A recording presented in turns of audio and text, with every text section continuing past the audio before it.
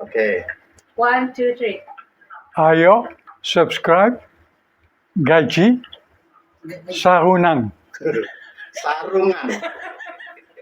Ayo subscribe Gaji Sarunang. Kemudian ada lagi bahwa secara biologis gitu ya, hewan yang mirip dengan biologis manusia adalah babi. Makanya kan banyak cocoknya. Kalau katup jantung rusak, itu bisa diganti. Hewan yang paling cocok dengan manusia mengganti katup jantungnya itu adalah babi, kan gitu.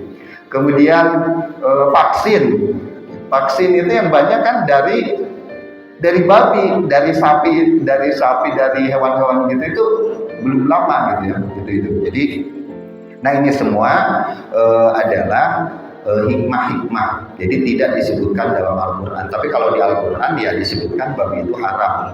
Haram itu ya udah haram, gitu ya. Tujuannya apa?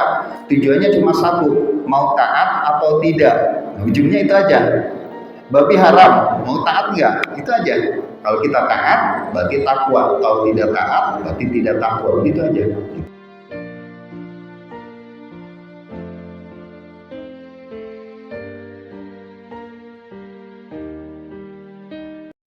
Assalamualaikum warahmatullahi wabarakatuh. Pembahasan selanjutnya adalah tentang memakai pakaian sutra. Paslun, satu pasal, wa yahrumu, dan haram ala rijali, kepada laki-laki, bagi laki-laki, lubsul hariri, memakai pakaian sutra, wat takhattum, dan memakai cincin, ya, memakai cincin bidzahabi, dari emas. Wa yahillu, dan dihalalkan lin nisa, bagi perempuan. Jadi memakai pakaian yang sutra 100%, nah itu adalah haram bagi laki-laki. Kemudian juga memakai perhiasan itu terutama adalah cincin, gitu ya. Itu bagi laki-laki memakai emas itu adalah haram. Wa yahillu lin nisa, tapi dihalalkan untuk perempuan. Tapi kalau perempuan boleh, ya. Wa qalilud dzahabi wa kasiruhu fit tahrim sawaun. Sedikit emas maupun banyak di dalam keharamannya sama. Jadi cincin gitu ya, kalau cincin jamaah sekalian yang bapak-bapak pakai cincin ada emasnya, baik sedikit maupun banyak itu tetap haram hukumnya. Wa idza kana ba'dus saubi, dan apabila sebagian pakaian itu adalah ibrisiman, itu adalah sutra. Jadi ibrisim itu adalah kain sutra yang bagus, Pak, yang mahalnya gitu. Wa ba'duhu kutnan, dan sebagiannya adalah katun atau yang dari kapas, ya, yang dari kapas, au katanan, atau ya sama yang bahannya juga dari pohon-pohonan itu. Tapi bukan, nah kalau ibrisim itu kan, kalau sutra itu kan dari hewan ya, dari hewan ya. Nah kalau ini, nah sebagiannya itu sutra, sebagiannya kain yang non sutra gitu ya. Jaza lubsuhu, boleh memakainya, malam yakun al ibrisam, selagi kain sutranya ghaliban itu tidak lebih banyak. Jadi, nah kalau dalam kain sutra, nah ini dalam Fathul Qorib ini, dalam pakaian, kalau pakaiannya itu sutranya lebih sedikit, artinya ada tempelan-tempelan kain sutra di baju itu, nah itu maka itu diperbolehkan. Tapi jangan lebih banyak, seperti itu ya. Nah ini pembahasan di dalam Fathul Qorib gitu. Kemudian kita tambahkan dari buku lain, dari kitab lain. Nah ini saya ambilkan dari kitab Al-Fiqhul Islami wa Adilatuhu. Jadi kitab ini cukup populer dan banyak dipakai hampir di seluruh dunia. Ini karangan Dr. Wahbah Zuhaili, jadi fikih perbandingan, Pak. Fikih perbandingan ini sudah ada terjemahannya, Al-Fiqhul Islami wa Adillatuhu. Jadi fikih 4 madhab dan bahasanya relatif lebih mudah kalau bahasa Arabnya. Itu sudah diterjemahkan, bahkan di internet sudah bisa di-download gratis gitu ya. Kalau jamaah sekalian ini nanti kalau masalah-masalah itu ada di sini semua, Pak. Tentang masalah fikih itu cukup lengkap karena kitab ini ada 15 jilid. Jadi ada segini tapi ada 15 jilid seperti ini. Nah, di jilid 15-nya itu adalah indexing. Jadi 14 jilid. Jadi ini relatif lengkap, nah, sehingga bisa memperluas wawasan fikih kita. Gitu.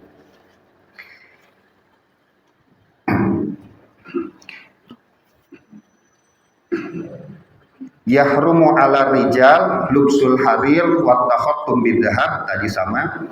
Diharamkan bagi laki-laki memakai sutra dan pakai cincin emas.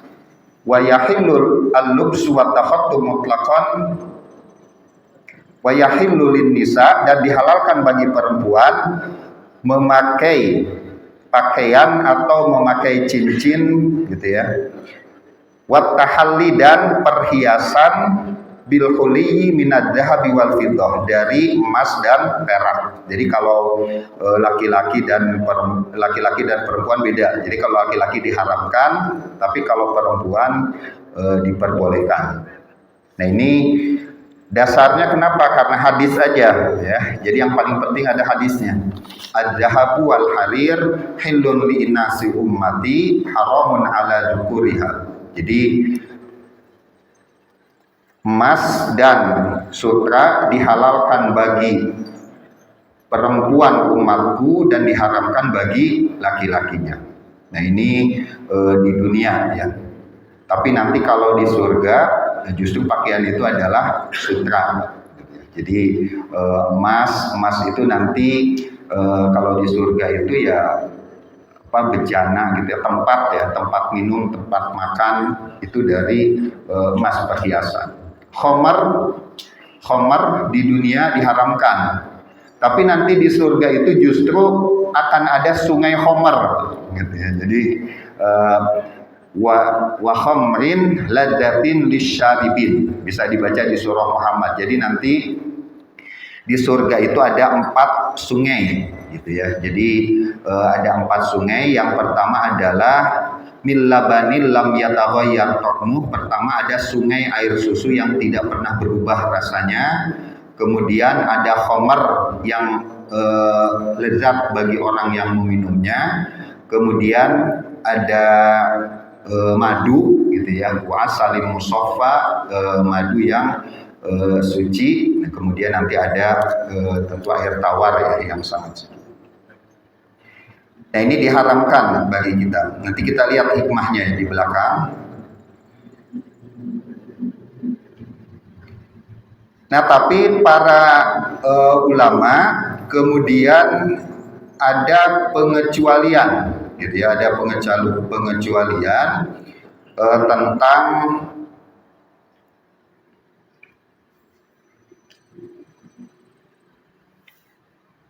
yaitu tapi tadi ya, kalau emas itu mutlak haram. Nah, ini tentang kebolehan, karena ada perbedaan pendapat tentang kebolehan menggunakan cincin dari perak. Nah, kalau cincin dari perak, nah itu dibolehkan gitu ya, karena memang Rasulullah itu beliau itu menggunakan cincin dari perak. Ya, kemudian di sananya itu ditulis Muhammadur Rasulullah. Jadi Rasulullah itu beliau memakai cincin yang ada tulisannya Muhammadur Rasulullah. Dan cincin ini kalau masa Rasulullah itu biasanya jadi stempel, Pak. Khotam, jadi stempel. Jadi Kalau di kita kan stempel aja, tidak jadi cincin. Nah kalau zaman dulu itu stempel itu biasanya jadi cincin. Itu makanya nanti ada kasus di zaman dinasti Umayyah atau dinasti Abbasiyah, itu cincin sultan dicuri, nah, lalu dipalsukan stempelnya gitu. Jadi kalau dulu nyuri stempel itu adalah nyuri cincin. Nah maka di sini tertulis dalam cincin Rasulullah itu Muhammadur Rasulullah. Nah makanya kalau Rasulullah masuk ke kamar mandi, ke toilet gitu kan, maka beliau membuka cincinnya. Nah itu, jadi membuka cincinnya karena di situ ada tulisan Muhammadur Rasulullah. Makanya saya pribadi kadang-kadang saya kurang suka ya, kurang senang memakai pakaian atau topi gitu ya, itu yang ada tulisan Allahnya Pak. Saya kurang senang itu kalau ada baju tulisan Allah, tulisan Bismillah. Masalahnya kadang-kadang kita masuk toilet gitu. Jadi gitu. Kalau Rasulullah itu ada tulisannya ya cincinnya ditaruh. Kalau kita pakai baju ada lapan Allahnya, masuk ke toilet, nah itu kan dibuka ya. Ya itu yang saya kurang suka gitu ya kalau ada tulisan. Termasuk dulu di fakultas itu diprotes. Jadi kertas jawaban ujian itu ada tulisan Bismillah. Di atasnya itu Bismillahirrahmanirrahim. Itu banyak yang protes karena apa? Ternyata kertas-kertas gitu kan kadang-kadang ada yang suka jual Pak. Jadi bungkus gorengan dan sebagainya itu ada lafaz Allahnya di situ. Nah, itu. Jadi seperti itu. Makanya pakaian-pakaian yang begitu saya agak kurang, saya pribadi ya, tapi hukumnya nggak haram. Maksudnya saya pribadi kurang suka kalau, makanya kalau ada yang ngasih, ya dulu kan kalau demo-demo ini ya, saya nggak terima kalau tulisan baju ada la ilaha illallah dan sebagainya. Karena nanti kita akan dicuci di mesin cuci gitu ya, mohon maaf, digabung dengan pakaian-pakaian dalam dan sebagainya, kayaknya nggak tega kalau saya gitu. Nah ini, jadi yang dicontohkan oleh Rasulullah ketika beliau masuk ke toilet, maka kemudian dicopot gitunya ya.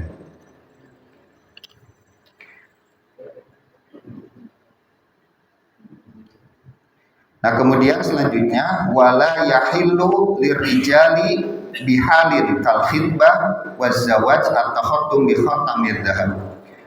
Nah ini tetap tidak boleh kalau dalam satu keadaan misalnya lamaran atau pernikahan itu pakai cincin emas. Nah biasanya kan cincinnya kan kembar. Kalau lamaran atau menikah ya kan cincinnya kembar biasanya ya, ada yang suka. Nah itu tetap nggak boleh gitu ya untuk laki-lakinya ya, untuk laki-lakinya. Jadi laki-lakinya kalau bisa kalau dalam lamaran atau pernikahan mau bikin cincin itu cincinnya cincin perak gitu, jangan cincin emas ya, karena itu tetap ya sama aja Pak, emas ya. Jadi ya emas putih dan emasnya itu sama aja. Katanya begitu, menurut kalau Yusuf Al-Qaradawi seperti itu. Jadi emas itu ya tetap aja emas putih, mau emas putih mau emas kuning gitu ya. Wa yushtaddu tahrim, dan keharamannya akan semakin kuat because ditaqlidi ghairil muslimin, apabila mengikuti dengan niat mengikuti non muslim ya.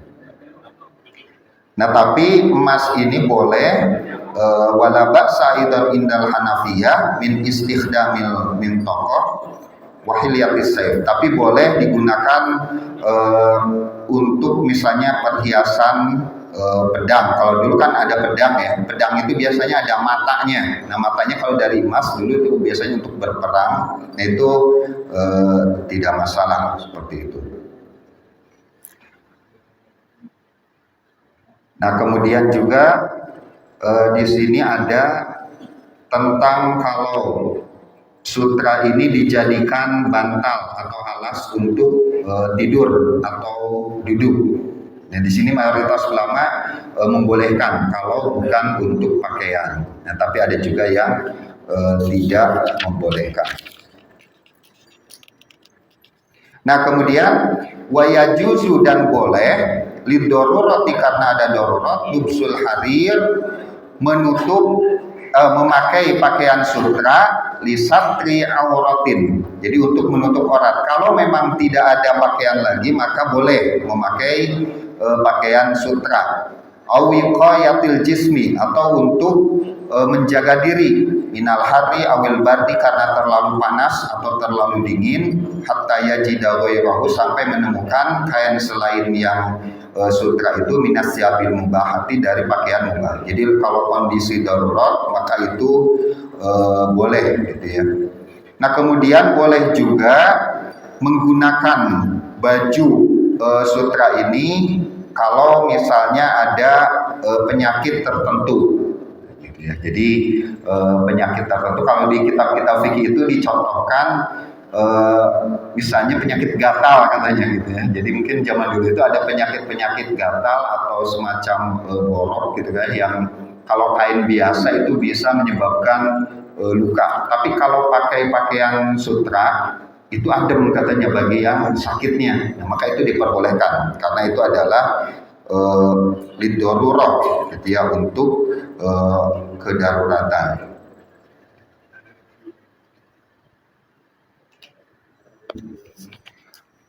Nah tapi tadi di awal sudah dijelaskan boleh penggunaan sutra ini dalam baju kalau dia hanya sedikit. Jadi hanya sedikit itu dalam arti mungkin kalau misalnya sakunya gitu ya, sakunya itu sutra misalnya itu tidak masalah gitu ya.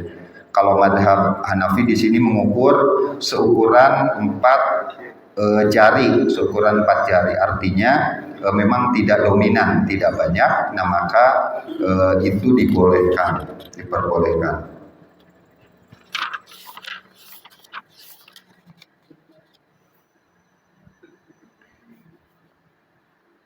Nah kemudian untuk emas ini selain cincin, gitu ya, emas dan perak itu tidak boleh juga untuk tempat-tempat wadah, Pak. Di kita ada nggak ya wadah dari perak? Nah, piring dari perak atau gelas? Ada ya? Bahasa. Nah, ya, jadi sebaiknya dihindari ya di situ. Filaniyah, jadi tidak boleh. Nah, kalau untuk wadah, nah ini keharamannya itu berlaku bagi laki-laki dan perempuan. Ya, tadi kalau yang bagi laki-laki itu sebagai cincin, baju sutra, nah itu laki-laki. Kalau perempuan boleh pakai cincin emas, baju sutra. Tapi kalau dijadikan sebagai alat-alat rumah tangga, nah maka ini baik laki-laki maupun perempuan itu tidak boleh. Filaniyah di tempat wawasailil kitabah wazinah, ini di perhiasan ya. Perhiasan itu dalam arti ya alat-alat rumah tangga gitu ya. Fala yajuzu al-aklu wasyurbu. Nah, maka tidak boleh makan, minum, kemudian digunakan sebagai alat-alat tempat menyimpan wewangian atau tempat wudhu fi aniyati dhahabi wal fiddah, di tempat emas dan perak. Kama la yajuzu isti'malus sa'ah wal aqlam wa adawatil maktab wal maraya wa adawatil sinah ad-dhahabiyah wal fiddiyah. Jadi juga tidak boleh misalnya ada jam dari emas, tapi di kita masjid ya, masjid kubah emas kan. Kemudian wal aqlam dan pena gitu ya, wadawatul maktab dan alat-alat kantor, nah itu alat-alat administrasi, nah itu sebenarnya tidak boleh menggunakan emas itu sebagai perhiasan. Nah karena apa? Yaitu tadi karena hadis, sebenarnya karena di hadisnya seperti itu. Jadi emas itu adalah diharamkan bagi umat Islam di dunia, tapi nanti di akhirat itu justru menjadi alat ya sebagai. Nah, tapi jemaah sekalian, justru emas yang diharamkan itu emas, tapi kalau perhiasan yang lebih mahal dari emas, ya misalnya apa? Ya berlian, zamrud, permata, itu malah boleh, Pak. Iya, jadi yang diharamkan itu adalah emas. Tapi kalau laki-laki misalnya pakai ya cincinnya berlian, tapi jangan ada emasnya gitu, berlian gitu ya, berlian, itu boleh, malah boleh gitu di situ. Nanti ada ininya ya di belakang. Nah, kemudian diperbolehkan emas ini karena beberapa keadaannya. Pertama, ini kalau dulu sinaatul anfi ida kotoran. Jadi membuat hidung palsu kalau hidungnya terpotong. Itu jadi mungkin di sini ya tulangnya itu terpotong gitu ya. Kemudian pakai emas, nah itu boleh. Wal asnan ida sakotot, dan gigi apabila rontok. Jadi gigi emas itu boleh di sini ya. Di sini. Ya juzu amaluha, boleh membuat itu semua minad dahabi awil fiddah, baik dari emas maupun dari perak. Wa hada ra'yul jumhur, ini adalah pendapat mayoritas ulama. Jadi mayoritas ulama mengatakan boleh menggunakan emas gitu ya untuk hidung, pengganti hidung yang potong, yang patah gitu ya, atau gigi apabila giginya rontok, gigi palsu gitu ya, itu pakai emas, itu diperbolehkan. Kemudian tilaul adawat, menambal alat-alat. Nah, ini sebagai penambal. Jadi bukan alatnya tapi menambalnya ini, jadi ada yang bolong sedikit kemudian ditambal pakai emas. Luar biasa ya, nambal pakai emas. Ya, nah itu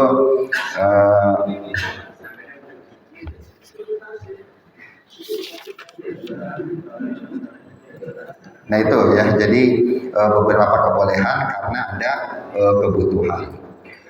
Nah, kemudian ini pendapat para ulama, kenapa emas itu diharamkan, tapi ini hikmah ya. Hikmah itu adalah analisis para ulama, bukan karena hadisnya.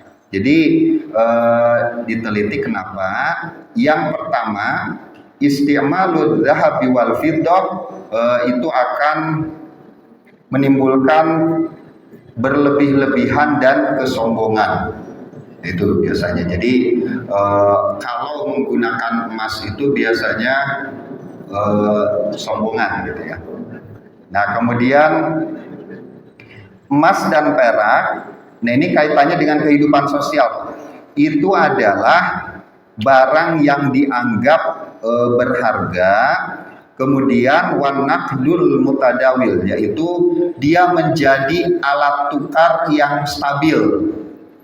Nah, dari dulu kan emas itu kan tidak berubah nilainya sebenarnya, Pak. Jadi kalau misalnya dulu kalau harga kambing itu sekian gram emas, maka sekarang pun nggak jauh beda gitu. Jadi emas itu nilainya stabil, relatif stabil gitu ya. Makanya di daerah tertentu itu, saya pernah melihat di TV itu di daerah Makassar atau mana ya, itu di masyarakatnya kalau pinjam meminjam maka menggunakan emas.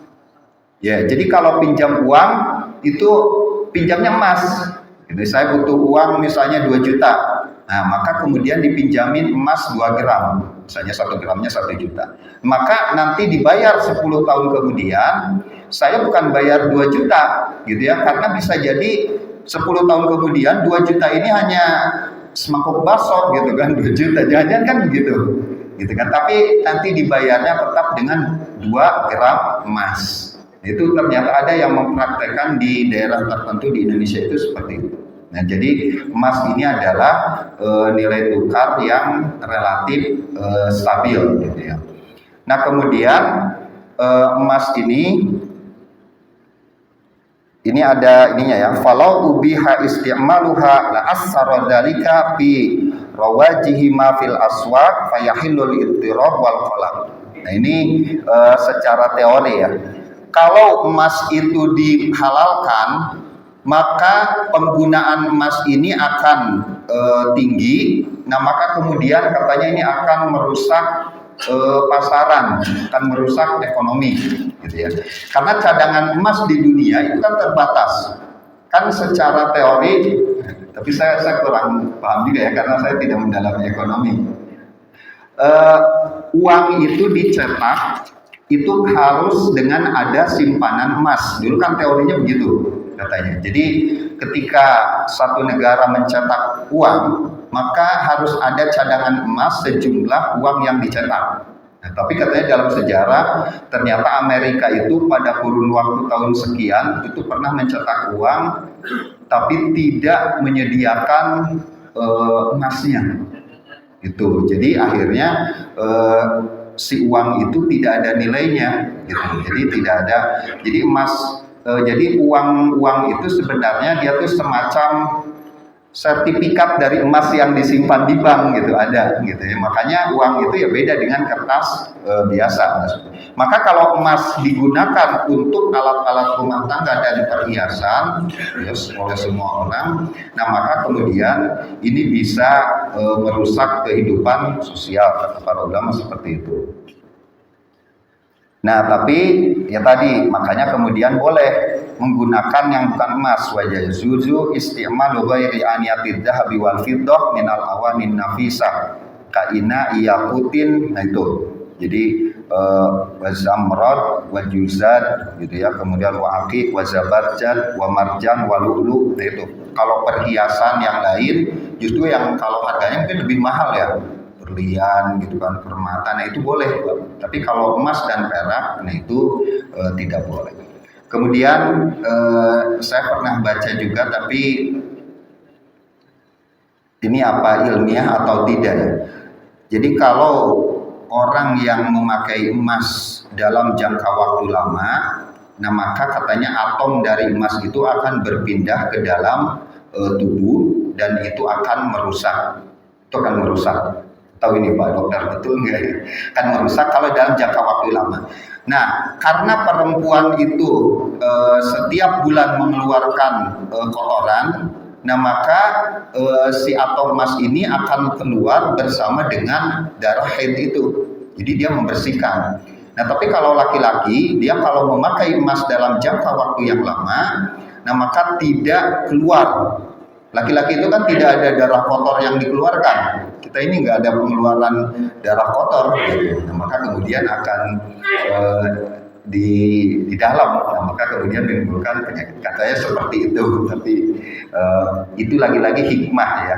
Itu adalah, jadi hikmah itu adalah rahasia yang dicari oleh para ulama, tapi tidak berdasarkan teks di dalam nas.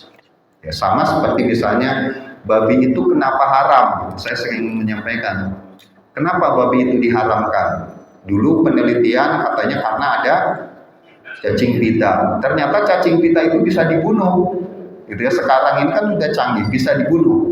Berarti kalau cacing pitanya dibunuh, babinya halal. Nah, haram babi karena ada cacing pita itu hikmah. Itu adalah kajian para ulama. Maka kemudian berubah. Oh, kalau begitu ada lagi penemuan. Babi itu diharamkan karena babi adalah hewan yang punya sifat negatif. Tidak punya rasa cemburu, kemudian senangnya di tempat yang kotor. Kalau babi itu dikonsumsi maka sifatnya akan pindah. Nah, tapi pertanyaannya kan kita makan kambing, makan ayam. Nah, sifat kambing dan ayam apabila itu terbantahkan lagi. Kemudian ada lagi bahwa secara biologis gitu ya, hewan yang mirip dengan biologis manusia adalah babi. Makanya kan banyak cocoknya. Kalau katup jantung rusak itu bisa diganti, hewan yang paling cocok dengan manusia mengganti katup jantungnya itu adalah babi, kan gitu. Kemudian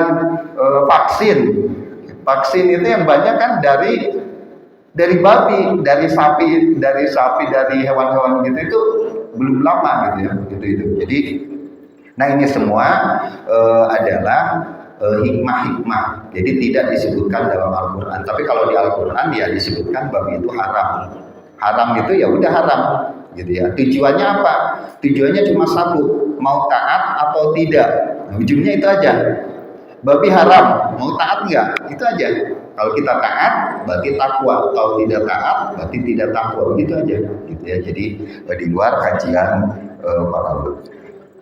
Nah ini jamaah sekalian tentang keharaman emas dan sutra, gitu ya, terutama untuk laki-laki, ya, untuk laki-laki. Tapi ada juga kalau Pak Quraisy Shihab beliau sempat menyampaikan bahwa ada juga ulama katanya yang melihat bahwa keharaman ini karena dulu memang Islam ini masa-masa perjuangan, ya, masa-masa perjuangan, artinya kalaupun ada emas gitu kan dan sutra itu adalah barang mahal, dengan artinya tidak perlu dipakai konsumsi tapi digunakan untuk sebagai perjuangan. Ada juga katanya yang berpendapat seperti itu. Tapi kalau kita lebih amannya ditinggalkan saja.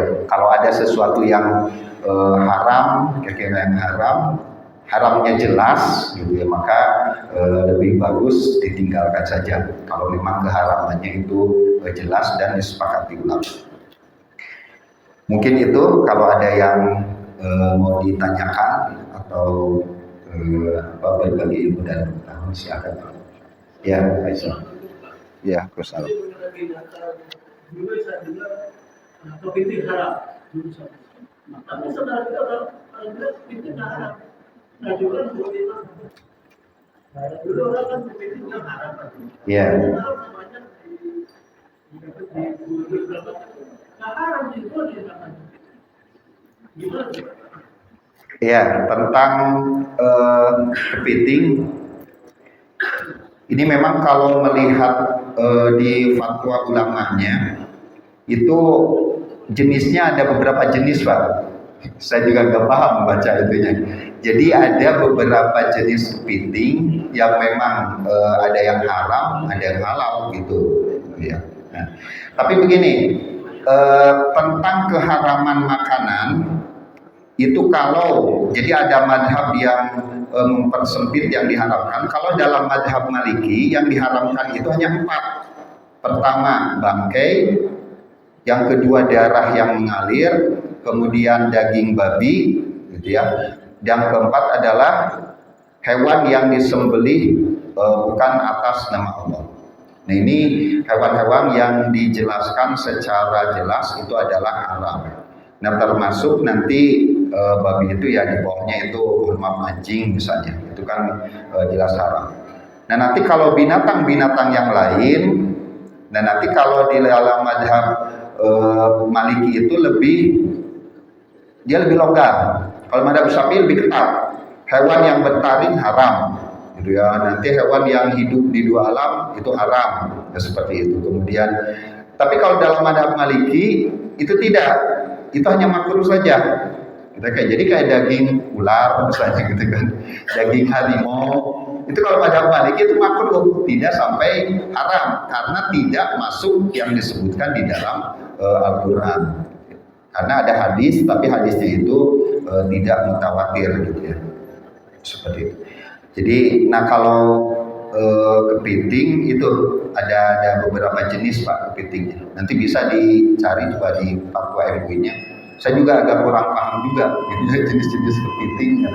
Jadi ada yang halal, ada yang haram gitu. Seperti itu. Dulu ada kisah Pak. Ada kisah di Imam Nawawi itu ketika sedang berdebat katanya di Masjidil Haram, beliau kan imam di sana ya. Jadi ketika berdebat itu tentang kepiting. Jadi satu kali pernah mengharamkan, beliau satu kali pernah membolehkan. Lalu ditanya nggak konsisten. Tapi namanya wali katanya beliau. Jadi ketika ngajar itu beliau langsung ngambil gini Pak. Nih yang haram, itu kepitingnya. Jadi ada Pak, kepitingnya tiba-tiba ada. Jadi ini yang halal, seperti itu. Ya, tapi itu cerita dalam kitab-kitab tasawuf ya begitu. Jadi langsung jatuh. Jadi ternyata ada jenis-jenisnya. Kita tutup dengan kafaratul majlis. Subhanallahumma bihamdika asyhadu an la ilaha illa anta astaghfiruka wa atubu ilaik. Mohon maaf apabila ada kata-kata yang kurang berkenan. Assalamualaikum warahmatullahi wabarakatuh.